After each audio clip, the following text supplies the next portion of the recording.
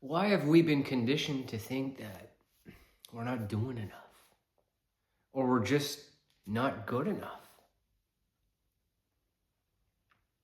It's because we grew up in systems in society that we had to do certain things to be looked at a certain way. Using school for an example, you had to get good grades for your parents to be proud of you. You had to look a certain way to receive validation and approval from girls if you're a guy. You had to do what your mom and dad expected of you, or you were falling short of what they wanted from you. And what did that create in you growing up? It created an illusion of who you think you needed to be.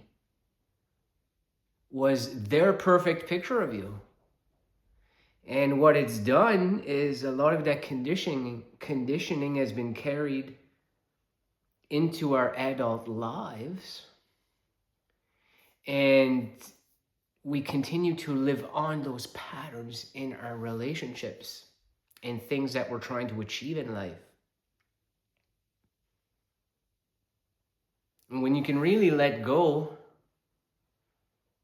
of needing to have achieved something for someone to think you're good, you just become who you really are at your core. That's you. And there's only one unique you, and you are good enough. It's not about proving ourselves to anyone. It's not about being better than anyone for us to feel like we are successful. That comes from competition. That comes from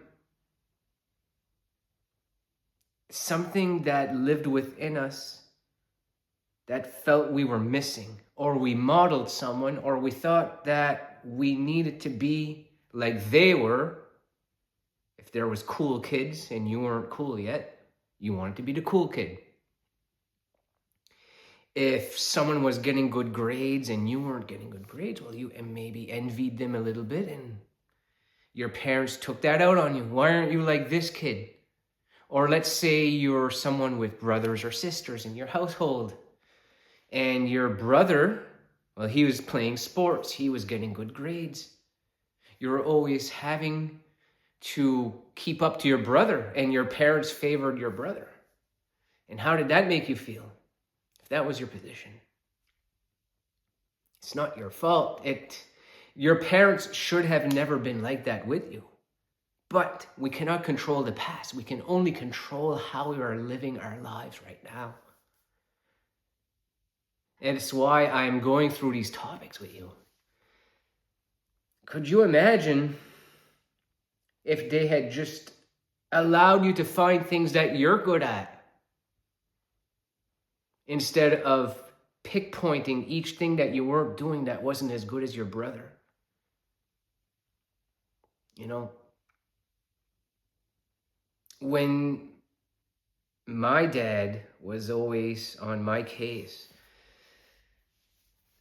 and expected certain things of me, and maybe I wasn't behaving the best as a child when I was in school, and I would get in trouble a lot. I would be at the principal's office, and why couldn't I be like this other kid that's another parent's kid?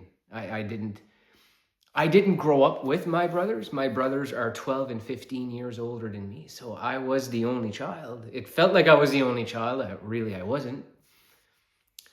And I was stuck in the middle of my parents thinking that I needed to be like some of these other kids that were well behaved, that were getting good grades, that weren't getting in trouble in school. And that pressure of them expecting that of me and not just letting me be me actually led me to rebel against them.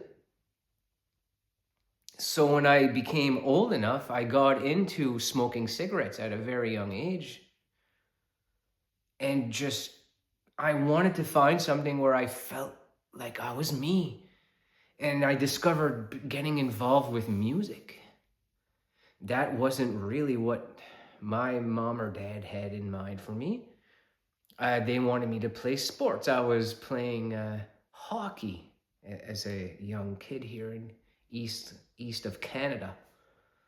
And when I let go of trying to take on the identity that my dad wanted for me and just became myself, I discovered that I wanted to be someone that loves music and can play music, like the drum kit that's behind me here. So I got really into drums, and I didn't want to do hockey as much. It felt like I let my dad down at the time, but he got over it eventually. But it's just to say, like, back then, because I wasn't doing this and that I was the bad child, I was the problem child. And I always had to live up to some sort of level of the guys who were getting straight A's or 90s and 100s on their tests in my class. Then you get to high school, and then you're developing feelings for girls, or if you're a woman, you're developing feelings for guys, or whatever sex you like. And then there's the comparison of, well, this person has that, why don't I get that? And the guy who's the cool kid. I was not the jock, the cool kid that had all of the pretty girls lining up to my locker looking for me. I was more the guy that was in my own group. I had people that I attracted to me. I was a guy who loves heavy metal music, as you can see. I'm still into that kind of music. My Metallica shirt here. But I was always like the guy who'd be like in the smoking section, didn't care.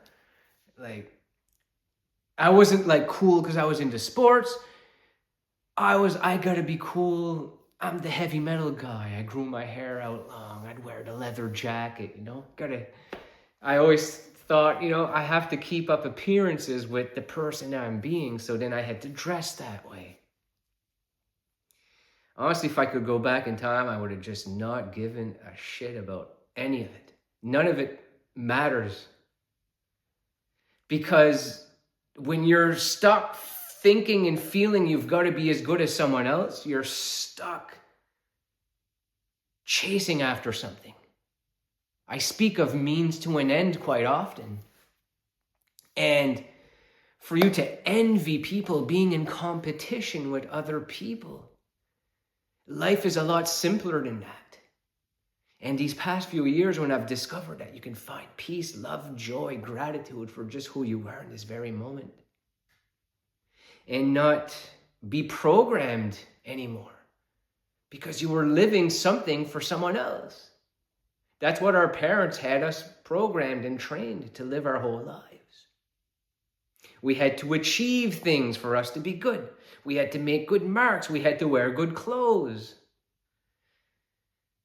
It's secondary. What matters most is how you feel right now between your brain and your heart and coherence. And if that's not in alignment, you're going to continue feeling like there's something wrong with your life.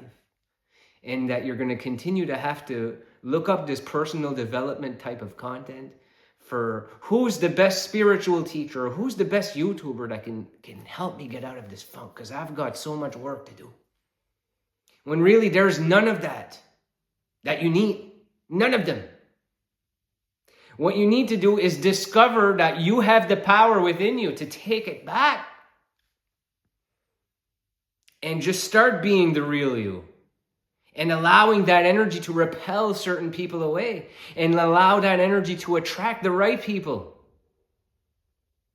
And not have to prove yourself to others. If there's somebody who doesn't like you because you're truly being yourself and they think you're fake, or there's just something they find unbearable about you, so they're going to keep picking fights with you, that has nothing to do with you. But the best thing you can do when people are trying to be like that with you, or trying to verbally attack you, whether it's in person or it even happens on social media here or on Instagram. You don't need to engage with those types of people because their goal is to start a fight with you when they're picking. And the most powerful thing you could do with people who are trying to verbally abuse you like that, whether it's online or in person, is to not acknowledge them. Because that right there, that stops them in their tracks. And if they feel like they're getting the better of you because you're keeping quiet and you're not reacting, it's not true, because they're going to be stuck in their own minds wondering why the way they're acting towards you is not bothering you. And then you end up having the upper hand. You have the courage to be disliked, like the book I just started. You don't give a fuck whether people think they're better than you, because you're not in competition with them. You are rediscovering your love for life, because there have been a lot of troubled times that have led you up to this date. There have been a lot of people that made you feel in negative states, unworthiness. But there are two goals in life. And when we don't allow our interpersonal relationships to affect our state is self-fulfilled. And one of your tasks is to make sure that you're self-reliant on your self-love, your self-worth, your self-confidence, that it comes from within, and you act like that every day. No matter if there's people coming at you, verbally attacking you, that don't like you for some reason from the past. That is not your tension to fix. It was never your tension to fix when your dad didn't like something about you. It was just a story that was fabricated within us because we were too young to know the difference. And we grew up with all that programming, and now it's stuck in here. But these stories I go through on video here is to empower you to know that you can get grounded, you can get realigned, you can get refocused, and start to focus this energy on making changes, on why you are still competing with certain people for you to feel good about your life, why you need to achieve that for you to get that girl, why do you need to be someone else to achieve abundance or riches. Because if that is the story, that is how you feel, that is the current reality you are experiencing. And when you begin to change your state of consciousness to being someone who is already abundant and not to manifest it, because we don't need it. Money, don't need it.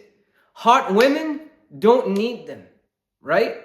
And this is not a disrespect to you guys, to you ladies, because I have a lot of respect for women, attractive women, of many different levels. And I don't judge you guys.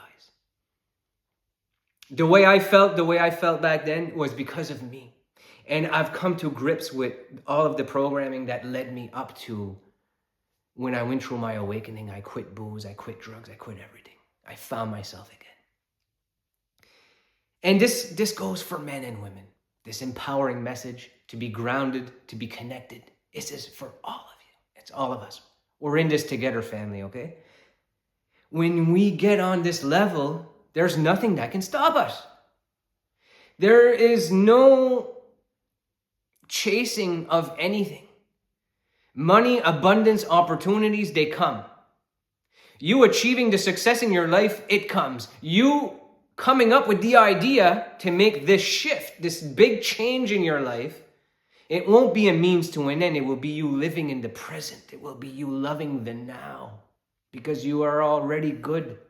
And these messages are just for you to tune in to what is good for you, and to disconnect and detach and push away what is not good for you and is an addictive pattern that is keeping you stuck. It's time for you to level up. It's time for you to become a gamer. It's time for us to continue to do this work together. All right? I got your back. You're going to keep going. So focus on realigning yourself, Stay grounded within your own energy and keep pushing forward, fam. We got this.